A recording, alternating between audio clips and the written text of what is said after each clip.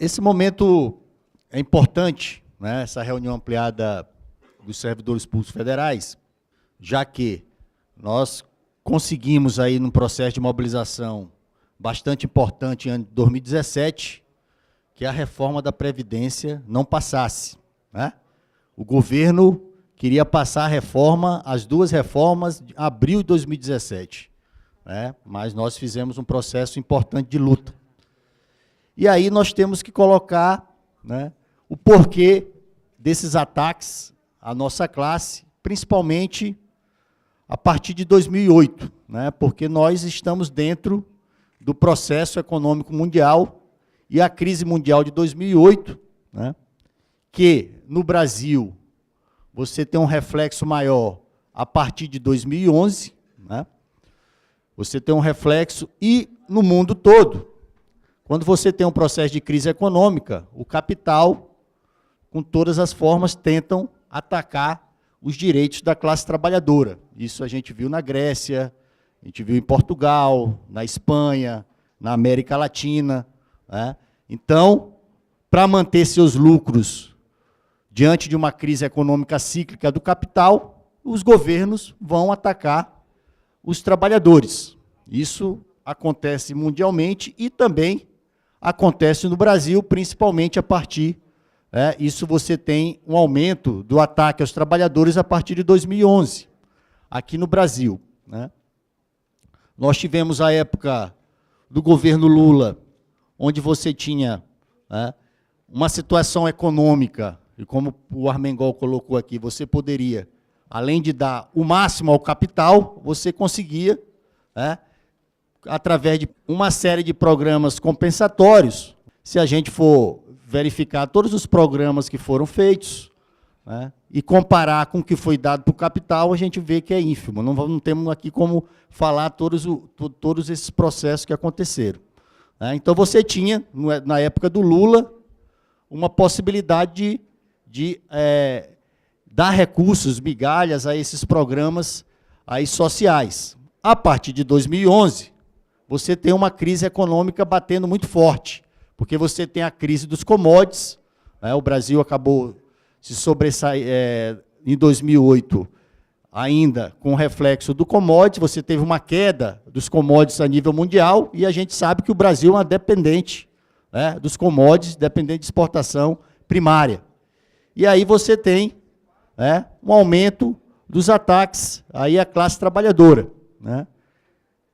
Mas, antes disso, você teve também muitos ataques à classe, como a reforma da Previdência de 2003, né, no governo Lula, e a grande reforma de entrega para o mercado, que foi concretizada em 2013, no governo Dilma, né, que já foi feita uma grande reforma para o mercado, que hoje os servidores que entram no serviço público desde 2013 só têm direito ao regime geral da Previdência. O restante vai para o mercado. Então, essa foi a grande reforma que foi feita e concretizada em 2013 no governo Dilma.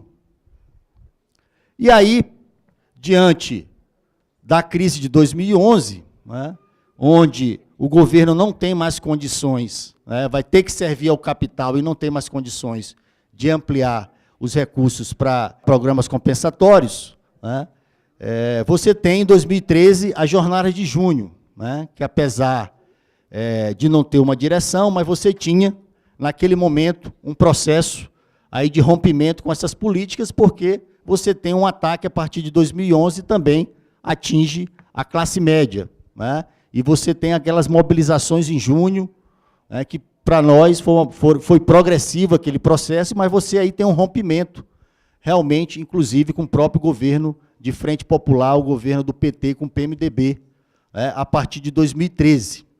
Isso se reflete, né, também na eleição de 2014, que você tem quase um empate ali. A gente sabe que as eleições são elementos também distorcidos e você tem uma disputa, né, que você vê a Dilma, inclusive, voltando o seu discurso bem para a esquerda, né, colocando que não ia mais atacar os trabalhadores, que não ia mais privatizar, né, e tentando ganhar a disputa. Então, ganhou, né, por um embate grande, por uma diferença à margem, mas logo quando, antes de assumir o segundo mandato, né, vai totalmente contra, inclusive, esse discurso que coloca na própria campanha, que não vai mais atacar os direitos dos trabalhadores, e manda para o Congresso Nacional. Naquele momento, Cunha, o Eduardo Cunha era aliado do governo, né, e aí as medidas provisórias 664 e 665 passam no Congresso Nacional, no momento delicado dos trabalhadores, o momento que aumenta o desemprego, o governo propõe uma medida para limitar o seguro-desemprego. Então, o mercado, mais uma vez, cobra, né, porque na eleição, se a gente for ver quem deu mais dinheiro, ou para o Aécio ou para a Dilma, é de uma divisão dessas empresas aí que estão aí, e aí elas cobram a fatura, né? Então, antes do segundo mandato, a Dilma manda as MPs que ataca o fundo de pensão, ataca o seguro-desemprego e ataca o PIS, né? Antes do segundo mandato, inclusive, descumprindo tudo que falou para se eleger novamente presidente, né?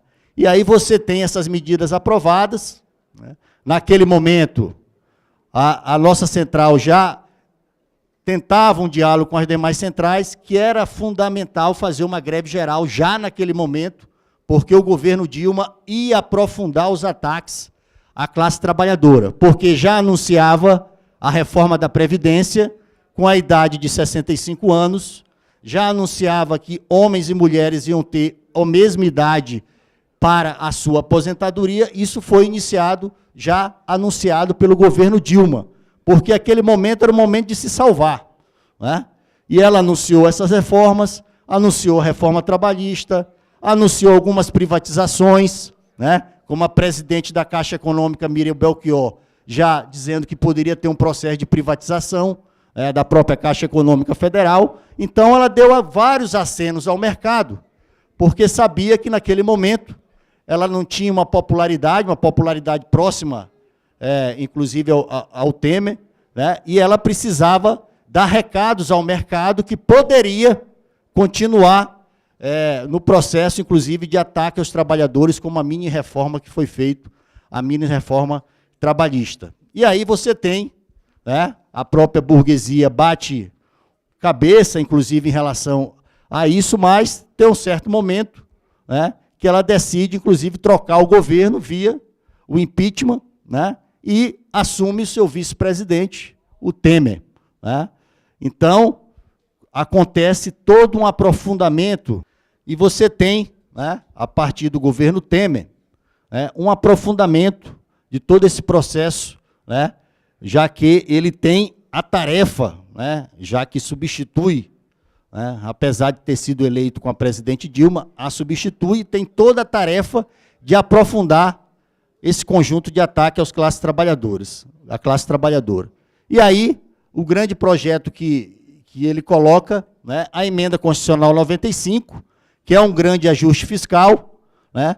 Se a gente for ver, vários elementos desse ajuste fiscal também estavam propostos no governo anterior, né, mas ele consegue aprovar a emenda constitucional 95, como Armengol já colocou, que é uma emenda aí que por 20 anos vai retirar recursos de todas as áreas sociais, tem uma revisão com 10 anos, mas com 20 anos para retirar recursos das áreas sociais, né? E se o Brasil crescer, não vai poder colocar nenhum centavo a mais nas áreas sociais, e esse recurso vai todo para o sistema financeiro, porque ele congela apenas as despesas primárias. As despesas financeiras, se você crescer o país, você vai colocar todo esse recurso para pagamento da dívida, uma dívida que consome já 50% do nosso orçamento, né, e que, por várias vezes, tivemos uma luta pela auditoria da dívida, mas nenhum desses governos acabaram aceitando fazer a auditoria, né? Inclusive, a auditoria da dívida foi vetada tanto pela Dilma como pelo presidente Temer, a auditoria da dívida pública.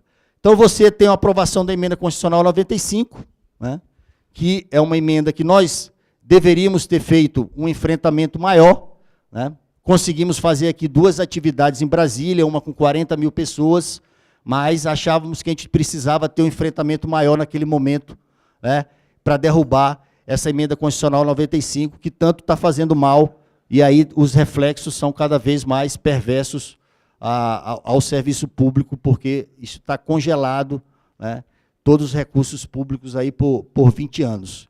E aí você tem a aprovação da lei da terceirização, né, o resgate de um projeto de Fernando Henrique Cardoso, que privatiza a terceirização na área fim. Então você tem também um reflexo forte aí no serviço público, porque na lei, que já era muito ruim, que foi aprovado na Câmara, tinha lá a proibição da terceirização no serviço público. Essa lei não, libera, né, a terceirização, inclusive ampla no serviço público.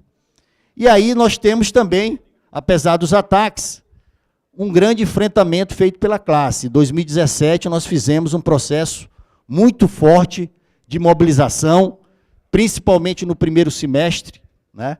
Desde a jornada de março, o 8, 15 e o 30, o 8 foi fundamental, o Dia Internacional da Mulher, que eu acho que esse 8 também vai ser fundamental, o Dia Internacional de Luta, de Greve das Mulheres a nível mundial. E aí fizemos a maior greve da nossa história, né? Paramos mais de 40 bilhões de trabalhadores, né? Demos muito prejuízo aí para o capital, essa greve do dia 28 de abril, que foi fundamental, inclusive para que o governo não aprovasse. Vocês lembram que abril era a data para aprovar a reforma da Previdência e a reforma trabalhista. Aquele processo de março, a greve geral em abril, foi um grande processo de luta. E aí nós tivemos também a maior ocupação que já aconteceu em Brasília, que foi no dia 28 de maio, né? A gente colocou quase 200 mil pessoas aqui em Brasília, inclusive ultrapassando, né, aqueles 100 mil que nós tentamos fazer na reforma da Previdência em 2002, né, do governo Lula, mas nós conseguimos. Então, nós fizemos, né, nós temos que ter muito orgulho de ter feito a maior greve da história do Brasil, de ter feito a maior ocupação a Brasília. Então, a classe fez muita luta no ano passado, né?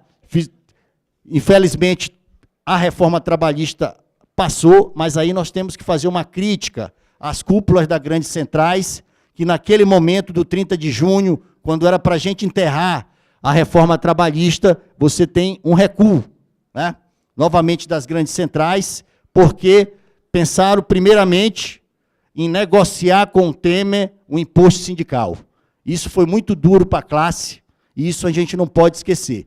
Naquele momento nós tínhamos condições, inclusive, de derrubar aquele governo, de derrubar essa reforma trabalhista em junho, e você teve um recuo naquele momento, um recuo que se refletiu no segundo semestre, né? Nós também fizemos muitos processos de luta no segundo semestre, fizemos enfrentamentos, né, nos estados, principalmente através dos fóruns, dos comitês, foram fundamentais para fazer o enfrentamento e conseguimos não aprovar a reforma da Previdência, e o governo com muita dificuldade de votar a reforma da Previdência, mas também no dia 5 de dezembro, que era fundamental a gente fazer esse processo de greve, também teve um recuo aí das grandes centrais, na greve geral do dia 5 de dezembro, né? Mais uma vez, no momento delicado, onde a reforma da Previdência estava sendo discutida, né? Mas conseguimos que essa reforma não fosse aprovada, e agora é a nossa tarefa. Nossa tarefa agora é manter o processo de mobilização, os servidores públicos, além da reforma da Previdência,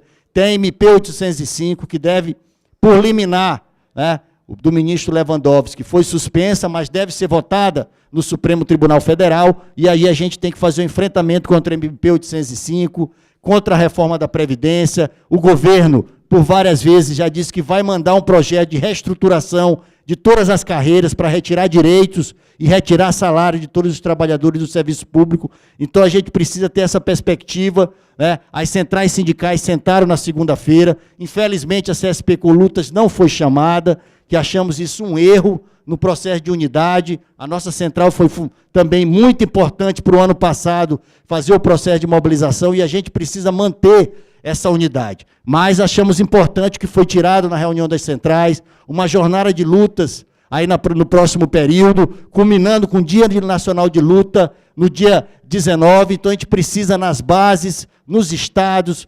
reativar, onde ainda não foi reativado, os fóruns contra a reforma da Previdência, os comitês. Essa é a nossa tarefa. Nossa tarefa é estar na rua, combatendo e atacando essa política aí do governo, para a gente conseguir derrubar de vez essa reforma. Então, obrigado. Depois, nas considerações, a gente vai ampliando aqui o debate.